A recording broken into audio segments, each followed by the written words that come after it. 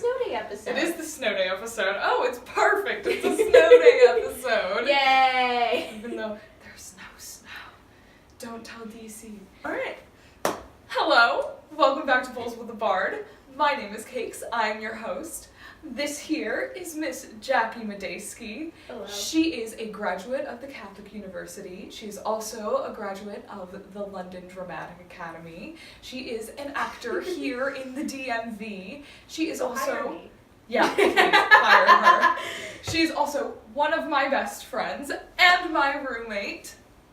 So she couldn't get anyone else today, and I happen to live here. Mm-hmm. It's beautiful, beautiful things. So, before we get into questions, let us smoke a bowl. Yay!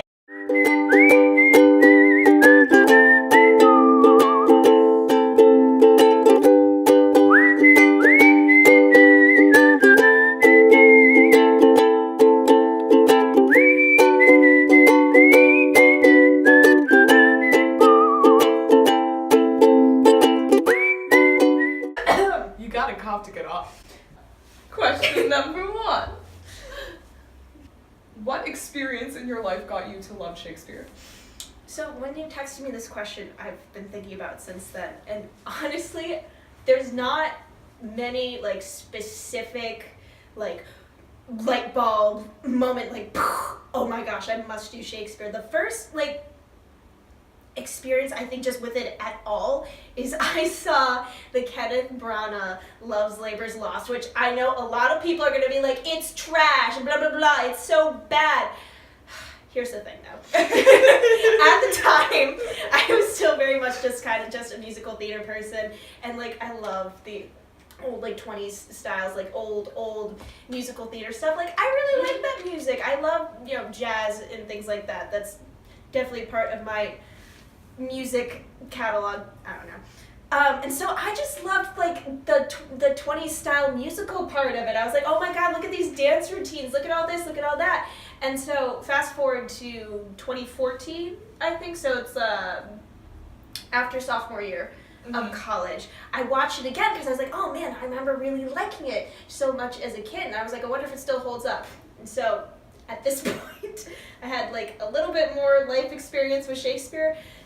I still thought it held up. I really like it, and everyone can fight me about this later, but it's just really fun and silly, and you can tell everyone's just kind of enjoying themselves. Yeah. And I think everyone takes Shakespeare too seriously. I agree. I agree. And I really think if people just calm down about it not being a good production because of the meter or whatever, and just, I don't know, freaking enjoyed it and didn't think it was this highfalutin thing, which it is. But yeah. And so anyway, I think just kind of that first experience, and then just kind of if you're in theater, you're going to run into Shakespeare, and just kind of doing more and more of it as you go. And also, I think it's that saying, if you can do Shakespeare, you can do anything. Mm-hmm. I think that was a big part of it too, and just the more and more I read and the more and more I saw, I fell more and more in love with it. It's beautiful. I'm such a weird person. But there is something so awesome about being able to articulate yourself in a specific way. Mm-hmm. I just love his turns of phrases. But they're just so delicious to deliver. And then when you look into it more, and you see just the complexity of the structure and stuff, and that's the academic part. But if you get inside just that kind of mindset as a character, because none of Shakespeare's characters are stupid. No. You know what I mean? Yeah. And so just kind of get on get your mind in that way, in that just brilliant, connective little way. It's I just really like that. Yeah. But so yeah, I like pretty things is basically how I got to Shakespeare. To sum all that up, I'm not that deep. I like pretty things. If you could play any character in the canon, who would it be and why? I mean, my go-to answer is Beatrice in Much Ado. You would be such a good Beatrice. I am Beatrice, yes, except without happy endings. It's fine. No! You're young! I know,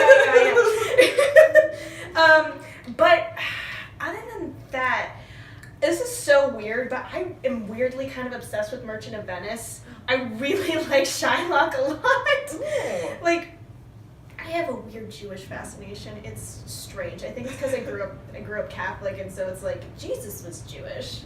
I don't know. I just think, again, maybe it's just because I like Fiddler on the Roof. But yeah, I would love to do Shylock. I'm another big one. Puck and Ariel are my go-tos. They're so basic. But they're not. Oh, and you would be so good because I think movement is so important in both of those characters. Mm-hmm. And I think when they don't have strong movement choices, they don't work. And you are so good at movement work. Yes, I would love to see you in either of those roles. That's kind of how I feel. And plus, they remind me of Peter Pan, and I'm like, oh, I do that shit really well. So here you go. Yeah. I think also Rosalind and As You Like It. I love her. And I know no one does Two Noble Kinsmen, but the jailer's daughter is she's such a great role. Just an interesting character. Yeah. Like, she's just this complete side plot, and bare connection to the actual story. Mm-hmm. And she has these great fucking speeches. And he didn't write another character like her. Yeah. Yeah, there really is no one else quite like her because she's still in the young ingenue way, but she's not hero. She's not Miranda. She's not Ophelia either. She's not Ophelia. Yeah. And she's just this weird, just interesting, younger, empowered, loosely, like a young female. You know what I mean? Mm-hmm. And then she goes crazy. Yeah. Well, yes, she does. Oh God. Yeah, that one's weird. What has been your favorite or least favorite production to see? So, caveat, I didn't actually see this production, but I heard about it on This American Life, and if you listen to that program, you know they go pretty in-depth into things, so it's like seeing the production. So anyway, I was listening to This American Life one day, and they were doing a show, their show, about a production of Hamlet done in a men's prison. So fast forward to, the complexities of doing Shakespeare in prison, just like how they have to do it because of their schedules and yada, yada, yada, and things like that. Then they started to getting to know all the different actors. And so, first off, this Hamlet production, just because the role of Hamlet is so large, you have so many lines to learn, they split Hamlet up into 5 different people, and they were just kind of this blob of Hamlets that moved around and shared the lines with each other, which I think is so cool. Yeah, that's really interesting. You get this blob of Hamlet because everyone talks about how ambiguous he is, and it's like, oh, he's this little pansy boy, but no, then he goes and murders everybody. Does he love Ophelia? Does he not love Ophelia? Is he crazy? Is he not crazy? And I think you could even still make the argument of a same Hamlet with still 5. I mean, the obvious choice there is you're saying, oh, he's clearly crazy. Look at these. He's playing 5 different people. But I also think you could also show him as this like brilliant, manipulative mastermind, and like, here's the different things I play. When I have to do this to get this done, I have to be this Hamlet, and just the gravitas of actually having people who had to deal with something at the level that Hamlet has to deal with. He's the Prince of Denmark, and his father's just been murdered, probably by his uncle, who's now married his mother, the Queen. I can't quite think of many other people who haven't been at the level of stress that got you landed in prison. Yeah.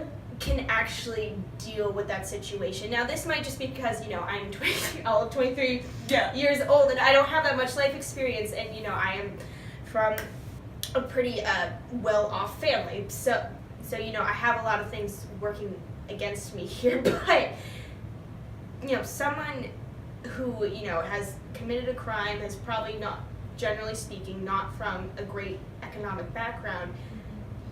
You have real problems that I have yet to understand, and at the level that Hamlet's playing at, like, we don't have court intrigue anymore because that's not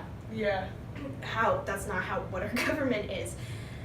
And it's just, just the level of stakes that you need, and most actors, I just don't think, without the true life experience of something of that level, can really access. Yeah, you know what I mean? That totally makes sense too, because like, I feel like Hamlet is one of those roles where like, very few people feel that they've seen a great Hamlet. So like, maybe that is what's missing from that role is exactly that. Yeah, that sounds so interesting. Yeah, and it was so fascinating to listen about it. It was so good. I think the episode is called Hamlet 5. If anyone wants to look up this American Life episode, really recommend it. Also, This American Life in general. It's a great podcast. Great podcast. If you could give someone who is just starting a career in Shakespeare a piece of advice, what would that piece of advice be? Well, my first piece of advice would be, why are you watching a program of two actors getting high talking about Shakespeare? You need to be reading plays and working on your damn verse. Turn off the show and go work on Shakespeare. So I guess that is kind of the first thing. Just keep doing it. I think Shakespeare is one of those things that everybody thinks they're bad at it because it is at such a lofty standard. And if everyone does come at it with that attitude, then you have, you got to do your work, because everyone's going to be trying hard to not sound like an idiot and screw this up. So you better try too, or you will look super bad. So just keep working it. Just keep working it. Also,